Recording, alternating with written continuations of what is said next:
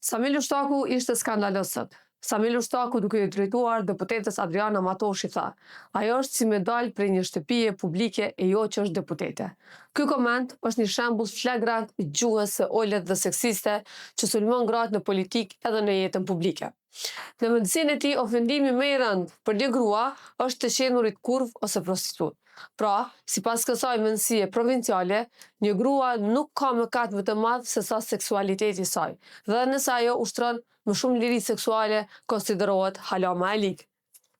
Pse njerëzit si Lushtaku përdorin seksin për të ofenduar gratë? Sepse kjo mendësi i sheh gratë përmes prizmit të nderit seksual. Gratë goditen për trupin e tyre, për seksualitetin e tyre, dhe sulmi i sotëm nga Lushtaku nuk është vetëm ndaj Adriana Matoshit, por është edhe ndaj të gjitha grave në jetën publike.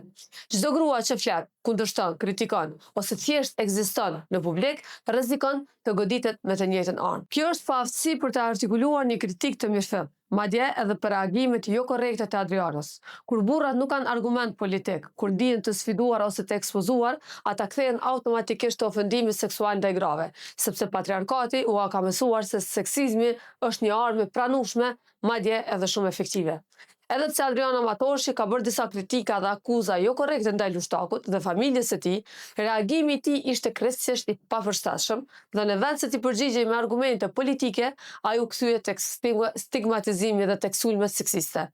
Pra, ai nuk pat argumente të mbrojë veten, por u shërbye me gjuhë denigruese që buron nga një kulturë thellësisht patriarkale. Në këtë kontekst, për Lushtakun ma keq është të jesh prostitut apo të kesh liri seksuale se sa shkeljet reale politike, si korrupsioni, hajnia, ikja e qytetarëve, çmimet e larta, shkatrimi i shëndetësisë e i drejtësisë e krejt shkeljet tjera. Samir, nëse kritikohesh politikisht, përgjigje politikisht, e jo me sulme ndaj grave.